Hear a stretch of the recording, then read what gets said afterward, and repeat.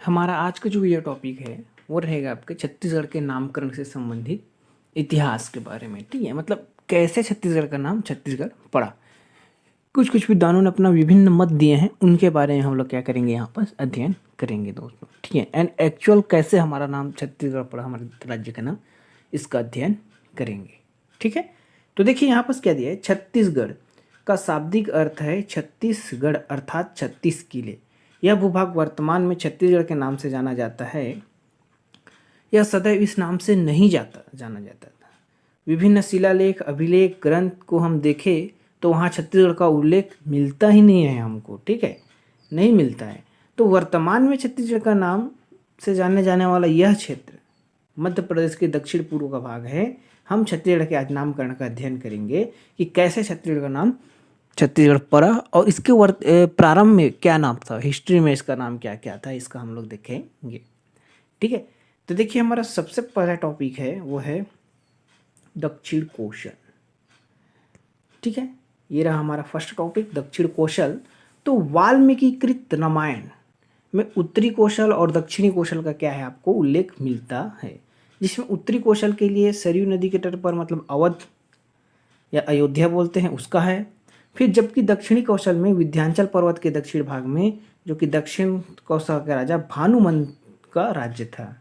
अब राजा भानुमंत का राज्य था तो उसकी पुत्री का नाम था कौशल्या, जो जिनकी जन्म स्थली क्या है चंद्रखुरी रायपुर है ना। चंद्रखुरी में कौशल्या माता मंदिर बनाया जा रहा है, वहीं पर राम का भी बड़का मंदिर बनाया जा रहा है, बड़े वाला है ना। तो वही देखिए, तो कौशल्या का विवाह उत्तर कौशल के राजा दशरथ से कर दिया जाता है, जो राम के पिता माता जी हैं, है ना। हाँ, राम की माता जी है। तो राम का नैनीहाल या मामा गांव देखे, मामा ये क्षेत्र देखे तो छत्तीसगढ़ ही है ना। ठीक है, तो राजा भानुमंत के कोई पुत्र न होने के कारण उनका क्या है राज्य दशरथ के राज्य को प्राप्त हो गया। कालांतर में राम ने इस पर राज्य किया और बाद में उसके कुश को दिया, छोटे पुत्र कुश को, लव कुश में कुश को मिला, जिसकी राजधानी क्या बनाया गया, कुश स्थली बनाया गया। ये आपका रामायण काल से संबंधित था। तो रामायण काल में छत्तीसगढ़ का नाम क्या था, दक्षिण कौशल के नाम से जाना जाता था। ठीक है दोस्तों, चलिए नेक्स्ट देखिए आगे क्या है। यहाँ पर रतनपुर के कलचुरी शासक जाजलदेव प्रथम का रतनपुर शिलालेख से भी दक्षिण कौशल होने का क्या हुआ है उल्लेख मिला है। ठीक है, ये क्या है इनके इतिहास है कि छत्तीसगढ़ का नाम छत्तीसगढ़ कैसे पड़ा और उनका प्रारंभ में नाम क्या था, ये हमको जानना है। ठीक है, फिर देखिए ये आपका दूसरा पॉइंट है कौशल। दक्षिण कौशल तो था, उसके बाद ये कौशल कैसे नाम पड़ा। तो और उनका जो दक्षिण कौशल होने के कारण इनकी भाषा भी क्या थी, कोसली भाषा थी। ठीक है, इनकी भाषा कैसी थी दोस्तों, तो इनकी भाषा थी कोसली, छत्तीसगढ़ की सबसे पुरानी भाषा या प्राचीन भाषा बोलते हैं। कौशल क्या है, गुप्त वंश के समय शासक चंद्रगुप्त द्वितीय के 9 रत्न में से एक रत्न था कालिदास। कालिदास बहुत फेमस है, रघुवंशम, मेघदूतम है ना, ऋतु संहारम, ये बहुत सारे रचना किए इन्होंने। तो इन्होंने ही रघुवंशम में 2 उल्लेख किया है, उत्तरी कौशल अवध के लिए और दक्षिण कौशल छत्तीसगढ़ के लिए, ये रघुवंशम में। ठीक है, फिर इनकी एक रचना है क्या, इनकी एक रचना है मेघदूतम। मेघदूतम, और ये मेघदूतम की बात करूं तो मेघदूतम की रचना इन्होंने छत्तीसगढ़ के सरगुजा क्षेत्र में किया है और इसी समय इस छत्तीसगढ़ को सरगुजा को छत्तीसगढ़ का प्रवेश द्वार के रूप में कहा गया है। ठीक है, फिर देखिए आगे क्या बोल रहा है। हरिशेणकृत प्रयाग प्रशस्ति में भी कौशल का उल्लेख है, जो समुद्रगुप्त की क्या थे, दरबारी कवि थे। ये कौन से वंश थे, वो काटक वंश के। जब हिस्ट्री पढ़ाऊंगा तो आपको इस हरिशेण के बारे में हमको पता चल जाएगा। ठीक है, फिर देखिए महाकौशल। ये महाकौशल ऐसा कैसा नाम पड़ा, तो प्रसिद्ध पुरातत्व वेदता अलेक्जेंडर कलिंगहम ने इस क्षेत्र के लिए महाकौशल शब्द का प्रयोग किया है। ये महाविशेषण है, महा क्या है, एक प्रकार का विशेषण है। तो उत्तर को सबसे महान महत्व देने के लिए महाकौशल लिख दिया गया है। जैसे देखिए महा का महानदी होता है ना, महा प्लस माया महामाया, महा प्लस महासमुद्र, इसी तरह आपका क्या है ये महाधन कौशल महाकौशल कह दिया गया है। ठीक है, फिर देखिए आपका नेक्स्ट मत आता है, क्या आ रहा है छत्तीसगढ़ के बारे में। तो हमारा ये नेक्स्ट मत क्या है, छत्तीसगढ़ को चेदीसगढ़ के नाम पहले जाना जाता था। ये आपके महाजनपद काल में छत्तीसगढ़ के नाम से जाना जाता था इस क्षेत्र को। तो देखिए यहाँ क्या दिया है, छत्तीसगढ़ के नामकरण के संदर्भ में ये चेदी आएगा ना, इस बार ये चेटिस लिखा गया है ना, ये मिसप्रिंट हो गया है, ये आपका क्या हो जाएगा, ये छत्तीसगढ़ हो जाएगा। ठीक है, हाँ ये छत्तीसगढ़ हो गया। ठीक, ये छत्तीसगढ़ का उल्लेख आपको देखने को मिलता है। तो यहाँ देखिए राय बहादुर हीरालाल ने इस क्षेत्र को छेदी नहीं ना, मिस प्रिंटिंग हो गया भाई, ये ना ये चेदी कहा जाता है। ठीक है, थोड़ा सा प्रिंटिंग हो जाता है मिस चेदी कहा गया है क्योंकि चेदी वंश शासन करता था, यही शब्द अपभ्रंश होकर छत्तीसगढ़ बना। ये हीरालाल काव्योपाध्याय के अनुसार है। ठीक है, राय बहादुर। फिर देखिए कौशल या प्राक कौशल। तो महाभारत काल में मध्य छत्तीसगढ़ का नाम कौशल्या प्राप्त हो सर था।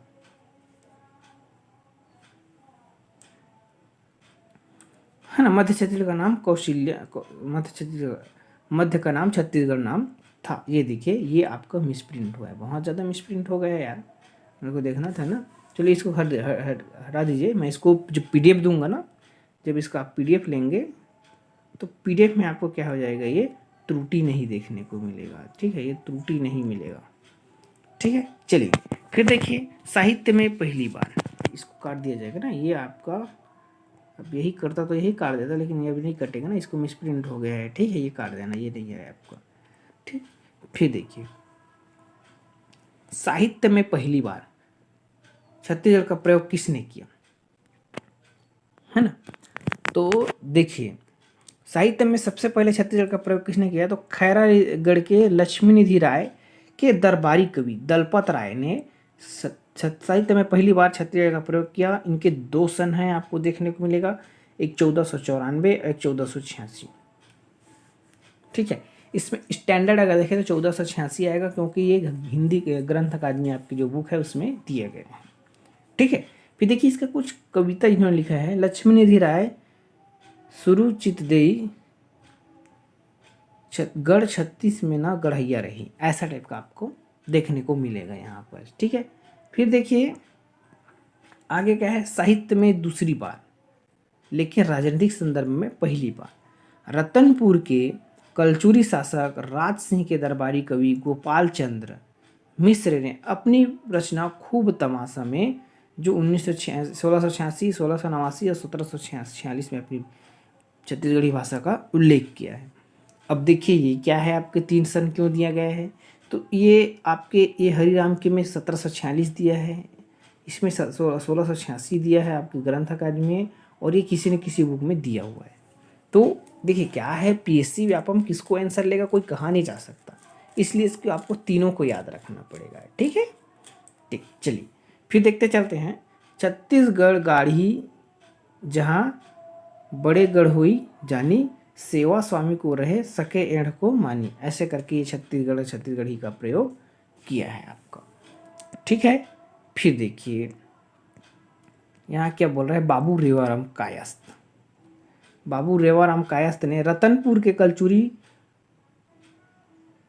कलचुरियों के इतिहास लिखने वाले बाबू रेवाराम छत्तीसगढ़ के प्रथम आधुनिक इतिहासकार कहे जाते हैं ना, बाबू रेवाराम को ने अपनी रचना विक्रम विलास में जो 1896 में छत्तीसगढ़ शब्द का उल्लेख किया है। जैसे इसमें क्या है आपकी रचना इसकी, तो यहाँ देखिए क्या बोल गया है कि तन्मय दक्षिण कौशल देशा जहाँ हरि अवतु केसरी बेसा, तासु मध्य छत्तीसगढ़ पावन पुण्य भूमि सूर मुनि मन भावन। ये क्या है, आपको छत्तीसगढ़ का प्रयोग किया है। ये इसका अब इसको मैं आपको बोलूँ तो आप इसका एक नोट्स बनाते चलिए, और नोट्स बनाने की ज़रूरत नहीं है जब PDF मिल जा रहा है तो, है ना, लेकिन फिर भी इसको देखिए दोस्तों बहुत अच्छे से आपको, क्योंकि यहाँ से क्वेश्चन बनते हैं, है ना, बनने के बहुत ज़्यादा चांस रहते हैं आपके प्रिय व्यापम दोनों में, है ना। देखिए दंतेवाड़ा शिलालेख में छत्तीसगढ़ी भाषा में लिखी प्रथम शिलालेख है, यह 300 वर्ष पुराना है। रविन्द्रनाथ मिश्र ने दंतेवाड़ा शिलालेख को लिखा। ठीक है, ये आपको याद रखना है, 300 वर्ष पुराना है। चलिए वेगलर के अनुसार जरासंधि काल में इसमें 36 चर्मकारों का परिवार यहाँ आकर बस गए तथा छत्तीसगढ़ बसाए, जो कालांतर में छत्तीसगढ़ बन गई। ये वेगलर के अनुसार है। ठीक है, फिर देखिए इतिहासकार चिस्म के अनुसार क्या है, कलचुरी शासक कल्याण साय ने जमाबंदी प्रथा के तहत इस क्षेत्र में छत्तीसगढ़ बनाए, जो शिवनाथ नदी के उत्तर व दक्षिण में 18-18 गढ़ों में विभाजित किया गया। ठीक है, 18-18 गढ़ों में विभाजित किया गया। इन छत्तीसगढ़ के आधार पर छत्तीसगढ़ राज्य का नाम पड़ गया, ऐसा आपको देखने को मिलेगा। आगे हम लोग छत्तीसगढ़ के 36 गढ़ों का वर्णन हम लोग क्या देखेंगे। तो यहाँ देखिए छत्तीसगढ़ के खल्लारी शिलालेख जो ब्रह्मदेव राज्य में है 18-18 गढ़ों का वर्णन है, जो एक रतनपुर के हैं और एक रायपुर के हैं। यहाँ देखिए हम लोग इसका वर्णन देख रहे हैं। ये देखिए रायपुर और छत्तीसगढ़ राज्य के, रायपुर और रतनपुर राज्य के गढ़। तो रायपुर के गढ़, रतनपुर के गढ़ में देखिए तो रतनपुर के गढ़ उनके गांवों की संख्या देख लीजिए। रतनपुर, मारो, विजयपुर, खरोद, कोटागढ़ है ना, कोटगढ़, नवागढ़, सोंधी, मल्हारगढ़, मुंगेली है ना, सहित पंडरभट्टा, सेमरिया, चांपा है ना। चांपा के बाद फिर देखिए आपका क्या है, बाफा, छुरी, केंडा, मातिन, उपरोरा, पेंड्रा और कुरकुट्टी। ये सब क्या है आपके रतनपुर के अंतर्गत आते थे। और रायपुर के अंतर्गत देखे तो इनकी गांवों की संख्या है ना, इसको भी देख लेना कितने कितने गांव थे। तो ये देखिए अकलवारा, टेंगनागढ़, सुंगरमाल, सिंघनगढ़, राजिम, फिंगेश्वर, सिरपुर, खल्लारी, मोहंदी, ये क्या है आपके सब इधर ही रहे हैं ना रायपुर के अंतर्गत। सिरसा, सारडास, दुर्ग, अमोरा, लवन, सिंगारपुर, सिमगा,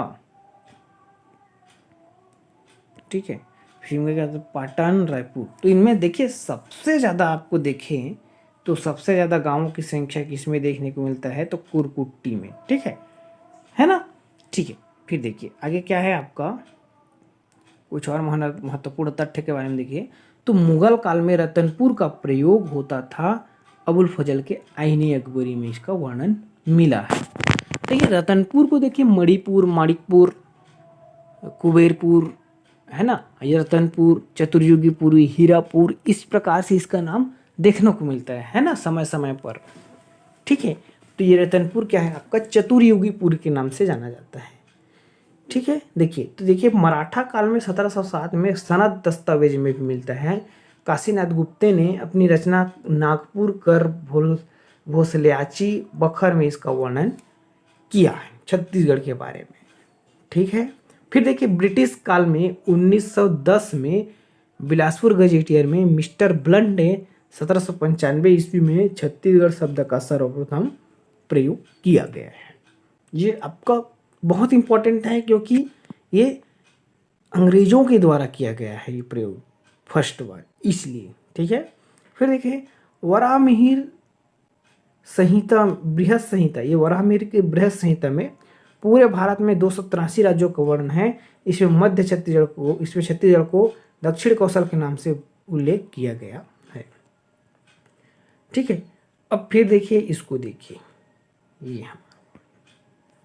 ये मोस्ट इंपॉर्टेंट है ना, क्योंकि यहाँ से क्वेश्चन बनते हैं। तो यहाँ देखिए क्या दिया है, कालक्रम छत्तीसगढ़ के प्राचीन काल्य का नाम कालक्रम, मध्य छत्तीसगढ़, दक्षिण छत्तीसगढ़ है ना, और दक्षिण छत्तीसगढ़ कहे तो बस्तर क्षेत्र। ठीक है, तो देखिए ये क्या है, वैदिक काल में इसका नाम क्या था, तो वैदिक काल में मध्य छत्तीसगढ़ के नाम का उल्लेख हमको नहीं देखने को मिलता है, लेकिन दक्षिण छत्तीसगढ़ का नाम दक्षिण दिक के नाम से जाना जाता था। दक्षिण दिक ये आपके एग्जाम में आया गया है, ये सब एग्जाम में पूछा गया है ना, ये क्वेश्चन बनता है ऐसा। रामायण काल में दक्षिण कौशल और दंडकारण्य नाम था। दंडकारण्य में जहाँ पर आपके जो राम जी हैं ये यहाँ पर बहुत समय बिताए हैं हमारे छत्तीसगढ़ में। ठीक है, महाभारत काल कौशल या प्राक कौशल या कांतार। गुप्त काल में कौशल या दक्षिण कौशल, दक्षिणापथ या महाकांतार। कनिमघम के अनुसार महाकौशल और इसका दंडकारण्य। वेनसांग के अनुसार क्यासलो, इसका नाम वर्णन नहीं है।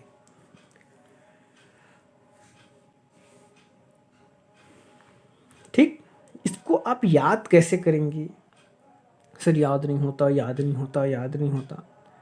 कैसे याद करेंगे, तो आपको इसको, ये वैदिक लिखा है ना, तो इसमें द आ रहा है ना वैदिक में, तो ये दक्षिक हो जाएगा, दक्षिण दिक। ठीक, रामायण काल में सबको पता है दक्षिण कौशल इसका नाम था, दंडकारण्य पता है सबको, याद रहेगा। अब महाभारत में थोड़ा सा पंगा जाएगा। तो महाभारत में आप कौशल याद रखना, या इसको क्या बोलते हैं, प्राक कौशल। इसका का नाम आ जाएगा कांतार। ठीक है। गुप्त काल में क्या है, महाकांतार, ये आ जाएगा, ये दक्षिणापत्य कौशल। ठीक है। हाँ, थोड़ा सा 2-4 बार इसको देखिए, आपको 2-4 बार आप पढ़िए, आपको याद हो जाएगा, कोई टेंशन नहीं है ना। ठीक है। तो आज का हमारा जो वीडियो है, हम लोग यहीं तक लेक्चर को कंप्लीट करते हैं। ठीक है। हमारा उद्देश्य जो है, आपको CGPSC प्री और CG व्यापम के जितने भी एग्ज़ाम हैं, अभी हाल में क्या आयोजित होगा, आपका SI का आयोजित होगा। तो SI के जो एग्ज़ाम होगा वो आपके लिए बहुत इम्पोर्टेंट है। तो SI में भी हम लोग इसको क्या करेंगे, पढ़ाएंगे। मैं आपको इसका ऑब्जेक्टिव भी क्वेश्चन लेकर आऊँगा, जो कि आपके लिए बहुत बेनिफिट होगा, है ना। तो आप इसको पढ़िए, आपके लिए बहुत बेनिफिट होगा। ठीक है। चलिए, आज का वीडियो यहीं तक। ठीक है। अगर वीडियो पसंद आए, है ना, तो चैनल को लाइक, शेयर एंड सब्सक्राइब जरूर करें। धन्यवाद।